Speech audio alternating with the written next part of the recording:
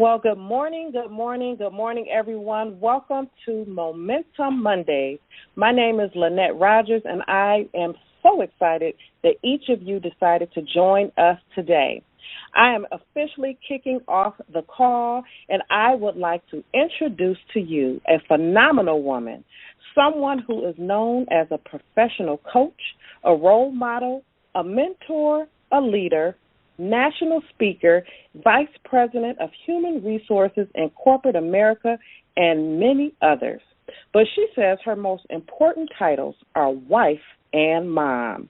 She has helped me and hundreds of women across the country become better and stronger. She is the host and the visionary of this call. Please welcome Jill Green. Jill, are you there? I am. Good morning, Lynnette, and thank you so much. And, folks, I want to say good morning, and good morning. Welcome to Momentum Mondays. Again, I'm Jill Green, the host of the call that's designed to wake you up, shake you up, and take you up to new levels in your life, career, business, and your dreams. And I can't wait to introduce to you a few of my amazing co-hosts. First up is Mr. Bishop Dickie Robbins, pastor of Life in Christ Cathedral of Faith Ministries and the visionary of Emerge Leadership Conferences out in the Philadelphia area from Chester, Pennsylvania. Good morning, Bishop. Good morning, Jill Green. And all the way from Newark, Delaware, we have Miss Michelle Washington. She's a founder of Michelle Marie Fashion Agency, visionary of Women of More campaign. Please help me welcome Miss Michelle. Good morning, Michelle. Good morning, Jill. And on the line, we have Miss Denita Washington out of Fort Wayne, Indiana, founder of Fort Wayne Girls Rock and Fort Wayne Girls Rock Youth Summer Camp. Good morning, Denita. Good morning, Jill. Good morning. And last, and certainly not least, you've already heard from this amazing woman out of Detroit, Michigan. We have Miss Lynnette Rogers. She's the CEO of Virtually Yours, co-author of the best-selling book, Be Unstoppable, that she co-authored with Les Brown. Hello, Miss Lynnette, and good morning. Good morning, Jill. So, folks, we're excited to be with you today, and we're going to be here every single Monday morning to make sure that your Mondays will never, ever be the same. If you'd like to dialogue with us during the call, go ahead and join our Momentum Mondays Facebook group. If you like something we've said, go ahead and post a quote and hashtag Momentum Mondays. Now, today's topic is, guess what? Momentum. Now, why are we talking about momentum? Because momentum is the single ingredient that is critical to anybody's success. You see, most people don't sit around and talk about momentum or even really understand it, but they know if they have it or if they don't. You see, many times, momentum is the only difference between winning and losing. With momentum, you can be propelled toward your success. Without it, you can lose heart and have difficulty finding your motivation. A train with momentum travels at 60 miles per hour and can slice through a 6-foot concrete wall that's 6 feet wide. A train without momentum can even move a 6-inch cinder block. You show me somebody who's achieved success, and I'll show you somebody with momentum. So, ladies and gentlemen, we all need momentum. But what is it? Bishop, tell us, what is momentum? Jill, a simple definition of momentum is the force that is required to move an object toward its destination. You mentioned a train just a little bit earlier. If you can imagine a locomotive, the locomotive is responsible for moving the rest of the train to the chosen destination. A person who does not have momentum is like a train that has no locomotive. So I heard in your definition, you said it's a force that moves something along. So it sounds like to have momentum, you have to be in motion. Is that right, Bishop? You have to be in motion or you call yourself stalled. So, folks, we're talking about momentum here on Momentum Monday. We've established the fact that we need it. We've defined it. So the real question is, how do you get it? How do you create momentum? So we're going to talk about 3 things when it comes to creating momentum. 1, you have to have a maniacal mindset. 2, you have to have the builder's blueprint. And 3, you need speed and consistency. Now, let's talk about the maniacal mindset. Maniacal means crazy. It means unusual. It means going above and beyond, right? But to have that mindset, you have to feed it. You have to feed your mind every single day with good things. See, your mind is always eating. The question is, what are you feeding it? I'll be honest. There was a time when I really had to turn off my mental potato chips. I had to stop watching so much TV so I could feed my mind healthy things. So now I wake up 30 minutes early every day, and I intentionally listen to inspiring people on YouTube, whether it's Bishop Jakes or Tony Robbins. It can go on and on. But I want to hear from my co-host, Michelle. What do you do to feed your mind every day? Jill, this is amazing, and I love this point here. One of the things that I do along with the same things you do. I listen to different people and read different books. But because of the way I'm wired, I'm so visual. I have to see it. And because of that, one day I said, I'm going to write down my goals and everything. And I wrote them in my book and things like that. But then I needed to see them. I always have to go to that place to look at my goals. So what I did was I took a permanent marker, not the erasable marker, but a permanent marker, and I start writing on my wall the things that I needed to see, to be inspired, to move towards my goals, to understand that this is just not something, an emotional high or something that just came to me, and I'm no longer going to look at it. But every day I am forced to look at my goals, things that's going to push me and continue to give me that push that I need for that momentum. So I'm just that crazy enough. Yes. Wait a minute. Now, folks, we're talking about having a maniacal mindset, and some may say, is this woman crazy for writing on her wall in permanent marker? I mean, Michelle, do you really do that? I absolutely do. Maybe one day I'll take a picture and put it on the Facebook page. But I am that radical because, Jill, I really want to accomplish everything that I'm supposed to accomplish in this season. I don't know what's going to happen in the next season, but this season right now, I need to be so intentional, and I need to see my goals. I need to be inspired. So when I'm laying down and I'm having that little off moment, not an off day, but an off moment, I can look right at my wall. On my wall, it says, get up. My wall said, this is not the place to stay. Move, go forward. Success is intentional, and other things I have on my wall. But a permanent marker is what I needed to do. I challenge everyone to get a permanent marker right on your wall. That's what paint is for. When it's over, paint over it. I love it, folks. We're talking about how do you create momentum. And the first thing we said is you have to have a maniacal mindset. And the way to achieve that is you have to feed it every single day. The second thing is you have to speak it, right? You have to speak to your mind amazing and powerful statements to keep your mind going. Denita, what are some powerful affirmations you make for yourself? Daily, Jill, one of the things that I try to say to myself is, just dealing with the mind, the body, and the spirit. So I go to the Word. I'm trying to just remember that daily I have a task. So one of the things I say is each one teach one, because I think sometimes we spend so much on ourselves, but my role is to daily wake up and say, who today will I impact? So each one teach one is one of the ones that I say every day. I love that. Lynnette, what about you? We're talking about having a maniacal mindset, but you have to speak to yourself. What are some things that you say? Well, Jill, I am so excited about this topic, and every single day I affirm with my words and visualize with my thoughts my intentions for each day. See, I woke up this morning and said today will be absolutely phenomenal. Now, I have to be honest. When my alarm went off at 4:30 this morning, I was not feeling phenomenal at all. But I set my intentions to have a phenomenal day. So when people ask me today, Lynnette, how are you doing? I will say with power, I am doing phenomenal, because to have a maniacal mindset, we must understand truly the power of our words and our thoughts.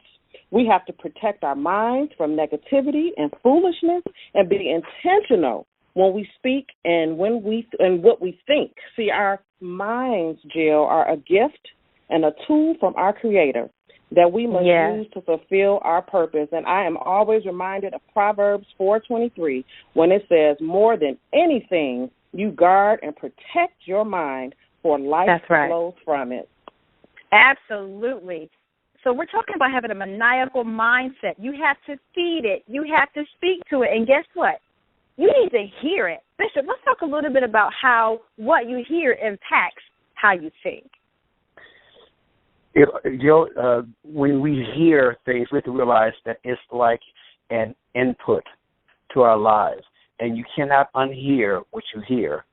Sometimes we make the mistake of putting ourselves in the presence of people who are always speaking negativity, people who are always complaining, people who are always in their feelings.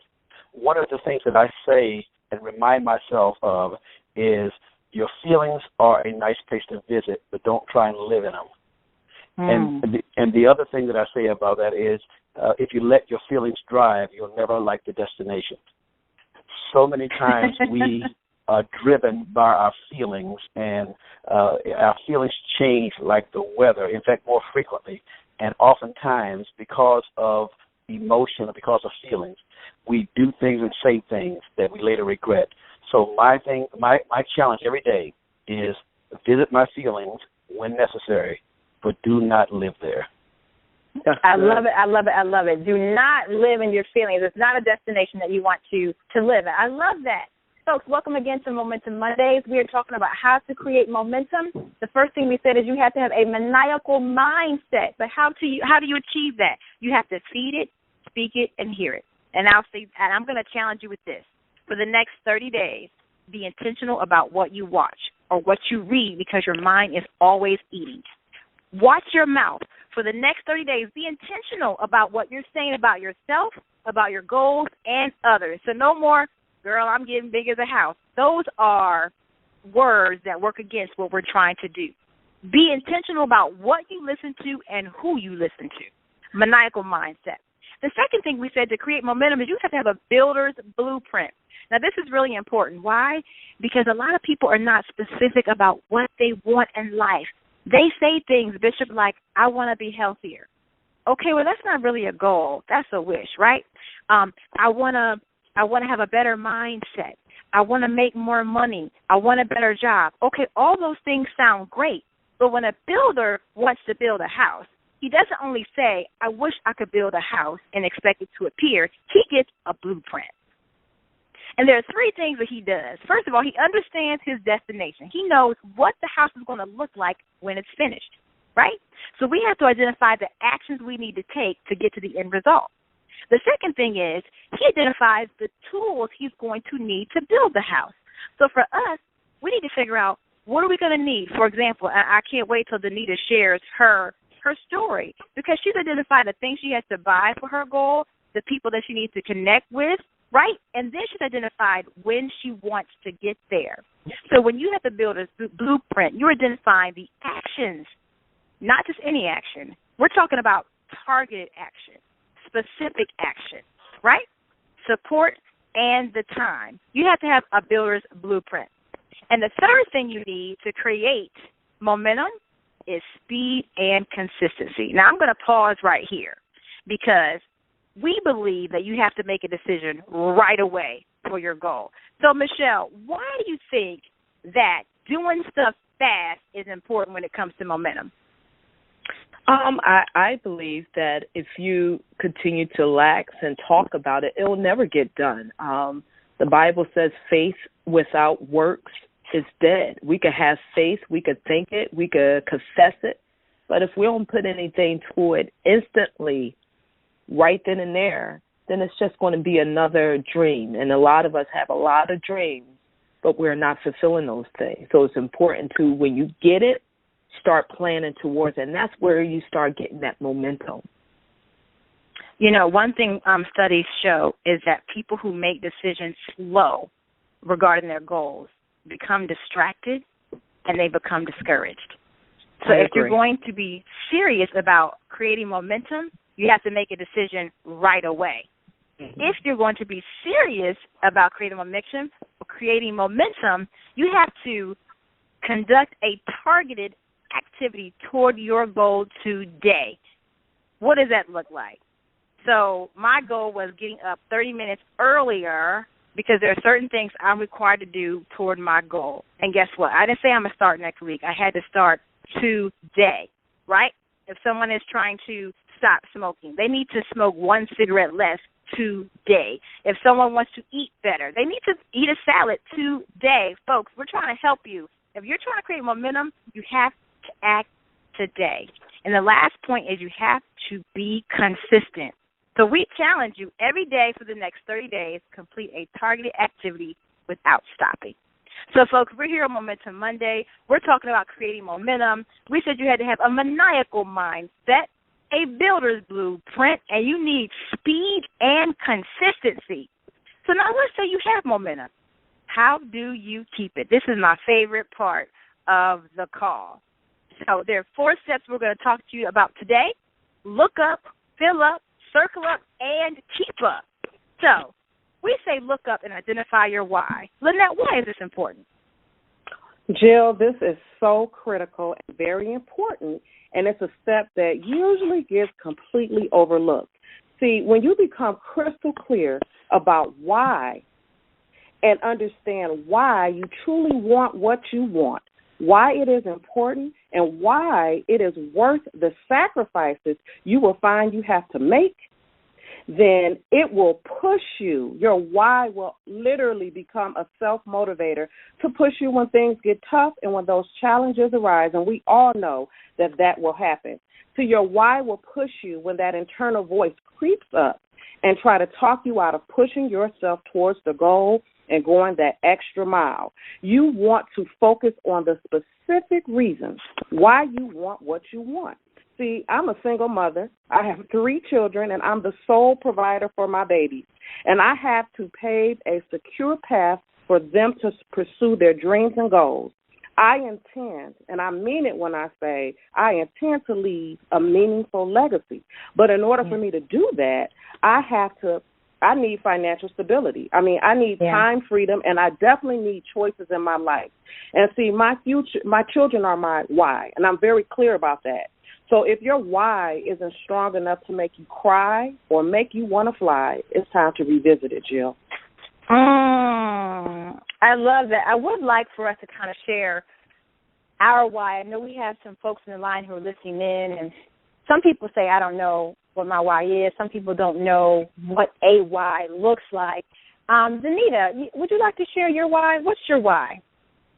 Yeah, my why is to inspire others through my journey to heal their hurt, get rid of the bad habits, and remove all hang-ups so they can truly understand and know and walk into their destiny. You know, it's awesome because Denita and I were talking about this, Lynnette, Michelle, and Bishop, and we were talking about, well, what is my why? Because you can have a couple, right? I mean, Denita just talked about her why. Like, why does she pursue this girls' ministry, which, she does, on a shoestring budget? Why does she continue to, bless so many girls in the city? And why? Because, she's called to change lives. She's called to help with her hurts and her habits and hang-ups. That's her why. Bishop, what's your why? Well, you know that I've been in ministry for 31 years, which is literally all of my adult life. And people have asked me if I've ever wanted to quit, have I ever gotten discouraged and felt like it was not worth it. And I have a why that is my supreme why. That is, one day I want to hear God say, well done. And since God is not a man that he should lie, he will not say, well done, if I have not done well. So my why is to please God, ultimately. And then, of course, the reason why I get out of bed every day, go to work, and try to make an impact is because of my wife, my children, and my grandbabies. After God, it's family first. Yes, I love it, I love it, I love it. Miss Michelle, what's your why? To be honest with you, Jill, I have to echo what Bishop said. I really, at a young age, they probably know, all of that I was called to do. I knew I was birthed to do what I was predestined to do. And I really want to fulfill what God has placed in my heart and the gifts that he placed in me to do. So that is my why. And I know if those things are fulfilled in my life, then my children will be well, my family will be well. Everything that I'm connected to will benefit from that. But it starts with me fulfilling what God has predestined me to be. Yes, I love that. I love that. Folks, we're here on Momentum Monday, and we're talking about how do you keep momentum. And, our first point is you have to look up and identify your why. See, you have to have a reason that's so powerful that pushes you past the inconvenience of pursuing your goal, that pushes you past the hurt and disappointment that will come sometime along the way. See, on the call, we sound excited and we're all upbeat and we're talking about reaching goals, but the reality is there are some mountains and valleys during the journey while you're pursuing that goal. And if you don't have a why that wakes you up at night, if you don't have a why that keeps you from going to sleep, if you don't have a why that gets you emotional, you will quit on your goal. You will quit on your dream, and you will quit on yourself. Momentum will come to a screeching halt at some point if you have not identified your why. I will say that I have a couple of things that I identify as my why, but one I will share today is also about my children. You see, I grew up, in my opinion, I was very average. I was a very average kid. I was a great kid. You could miss me.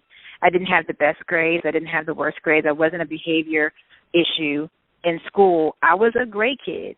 And I saw, other students get privileges that I didn't get because I was average.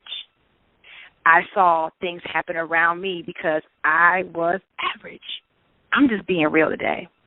And so I work so hard, and my why is to be able to empower my children to believe that they can be anything they want to be and that there's nothing average about them. So I am trying to be a role model, to be fearless, to show, to blaze a trail in the path that they can follow in whatever they desire to do. That is one of my whys. I want them to know that the sky, it really is the limit. I want them to know that if their mom, a C student, a great kid who people didn't expect a whole lot of, if she can do these great things, they can do anything. So that's part of my why. Excuse me, I'm getting a little choked up, but that's part of my why. So we're talking about how do you keep momentum. The first thing we said is look up and identify your why. The second thing is fill up and get recharged. Michelle, you want to talk about that? Absolutely. I think fill up is one of the most important things as you start having that momentum going on in your life, and once you figure out what it is that you're aiming toward. It is so important that we take the time to step back from what we're driving towards. And then some people might say, what you mean, slow down, stop, or whatever? It's almost like a race car. I was thinking about NASCAR, and we were talking, Jill, about that and how fast they go around the track constantly. But one of the most important things that they do in the race, they have to pull over to the pit to get the tires changed, to put gas in the cars, to get the windows cleaned, to do whatever is necessary for that car to continue on in the race.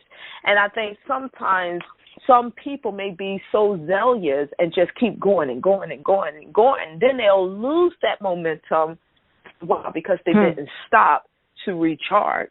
And three things that I would say that comes to mind that I think about and consider is, and to help me with my momentum, I take the time to connect with the things that matters the most to me, and that's God and family. I have fun with them. When I break away, I put the cell phone to the side, the laptop to the side, my thoughts, and just have fun because that recharge me.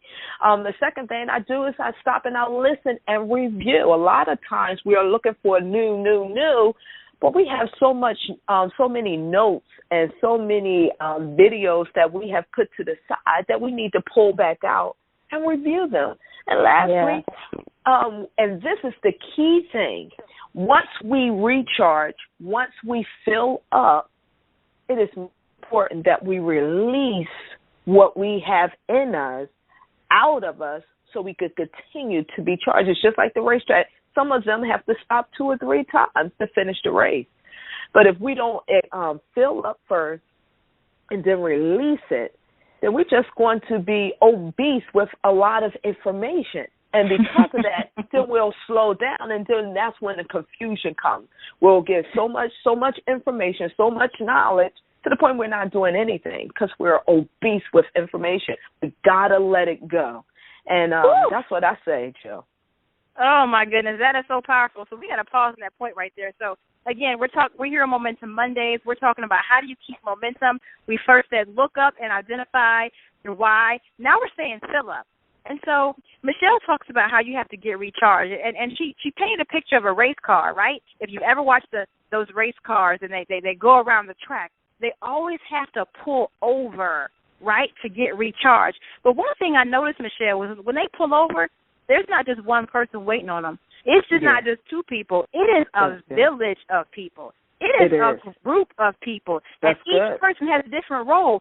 Somebody's changing the tires. Somebody's putting in gas. Somebody's, doing something else to the windshield. Somebody is taking care of the driver. There is a team of people helping the car and the driver recharge. That's deep right there. Bishop, what you got to say about that?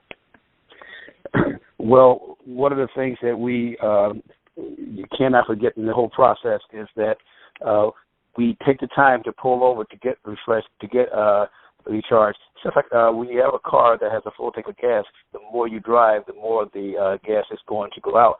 Now, you have on the modern cars now, you have a gauge that tells you how many miles you can go on the amount of gas that you have in your vehicle.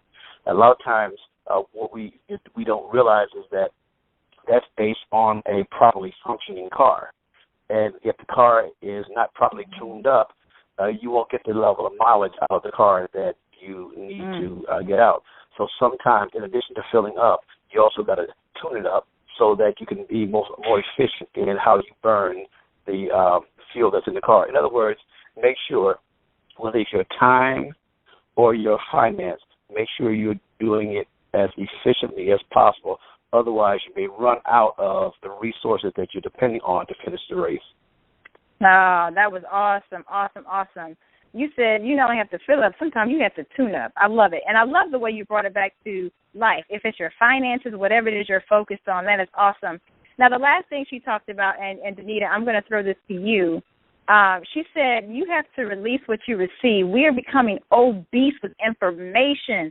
We go and get full and get fat on the word, get fat on all this great information, but we need to release it. What are your thoughts on that, Denita? Well, in releasing, first of all, I think you have to begin to know who and whose you are. There is a pre-planned destination for you. And sometimes, like you alluded to before, we're not always coming from the right side of the track in a worldly realm, in the way the world deems us. But we must understand that there is a design plan for us, individually and collectively. And so for me, it's important that I have people around me who can love me when I'm not lovable, who push and see things that I don't yet see in myself. I also think that you definitely have to have that piece of people who can love you when you grow past them financially and with careers. I think that you have to be able to have some people that can back you and build you past the failure and hurt. So many of us get stifled, I think, Jill, when we have experienced pain and hurt. And so I think those are things that are essential to us knowing and continuing to the destination. I think the other thing is who can keep you accountable? Who is your GPS when you take a wrong exit? Who's the midwife that cheerleads us when we are at a place of hopelessness and despair? So that's kind of what I see, Jill. Absolutely, absolutely. Folks, again, we're here at Momentum Mondays. We are talking about how do you keep the momentum. And we said, first of all, you have to look up and identify your why. And your why needs to make you cry. We said you have to fill up. You have to connect. You have to listen. You have to release. And guess what? When you pull over, there's normally a team of people waiting on you. And then, you have to circle up. And Denita, that's a nice transition kind of into circling up. You talked about being accountable. Now, when you circle up, we're talking about getting the right partners, having the right people in your life. You need someone who's accountable, somebody who won't let you lie to yourself. I'm going to pause right there. I'm going to pause on that point because a lot of times we make commitments to ourselves and we break them all the time. We lie to ourselves. We cheat ourselves, but a good accountability partner won't allow you to do that. Denita talked about having someone in your corner, a midwife. Talk a little bit more about that, Denita. But we need somebody who can be there while we're pushing. Well, and I'll give you an example. I am a person who is trying to really look at a healthier lifestyle. And this past weekend, a person in my circle who is already at that place of understanding what she needed individually to lose the weight took me up on a challenge. And I went to Walmart and purchased a bike. And I normally don't post a lot on Facebook because anything you put out to the world, that's accountability. And so I put the bike purchase up on Facebook, but I not only did that, I also created a space in my room where all of these things will go. I say this to say this. I had to get real and be sure and understand what I needed. I purchased a bike. I bought hand weights. I removed my handicap sticker that is really for my mom that I use for myself when I'm at work in other places. And so I just really got action-driven, and it took one of my friends to say, here are some things that I think you could change that are just simple movements, but will help you in what you say you want to do. Don't talk about it, Denita. Be about it. And, you know, she continues to remind me, Denita, God's dream for your life is bigger than your dream. You must understand that what you are doing is not just about you. It's tied to somebody else behind you that he has planned that once they see you get into action, they will then get into action. And what we have to understand is these people aren't always going to tell you that they're watching you. The second thing is these people need to be the people who cheerlead you, the one who cheerleads me, she is a shadow for me. And that's okay because she understands in order to see a shadow, you must have light.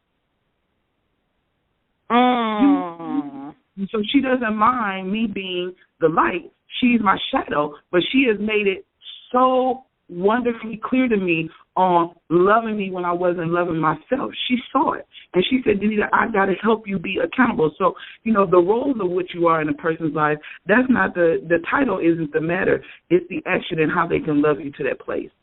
That's right. Absolutely. And I love that. That is such a great demonstration of what that supportive person looks like, what that encouraging person looks like, and what the person who keeps you accountable. And also, Denita, that's a demonstration of targeted activity, right? Because you said, I want to have a healthier lifestyle, right? And I know that you have a certain goal in mind.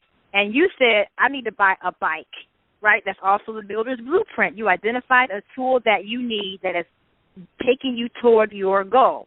You also said, a targeted activity is I'm going to walk from the parking lot. I'm not going to use a handicap sticker. So folks on the line today, we're demonstrating specifically the different principles of keeping momentum. So we said the first thing you have to do is look up, identify your why. The second thing is fill up. Fill up, get recharged. Then we said circle up, get the right partners. And the last one is keep up. Bishop? Yes, Jill. I have a saying that if you're not countable if you're not accountable. So many of us want to live our lives without accountability to anyone. In other words, there's nobody that we have given permission to confront us when we are getting off track or we're stepping out of bounds. One of the things that we have to realize is that we cannot trust ourselves to hold ourselves accountable. Instead of a New Year's resolution, we need a New Year's revolution. That is a change that happens with the new year and is sustained throughout the year. And the only way that we can sustain it is by having someone to give us a push when we stall out. So accountability is what makes us count. I love it. I love it. I love it. The last thing I'll say on that is gaining momentum can be hard, but getting it without accountability can be sometimes impossible. Folks, again, welcome to Momentum Monday. We are extremely excited that you've joined us today. If you want to hear this call again, you can find the recordings in our Facebook group called Momentum Mondays. Please hashtag Momentum Mondays and join us every single Monday at 7:30 a.m. Eastern, where your Mondays will never be the same.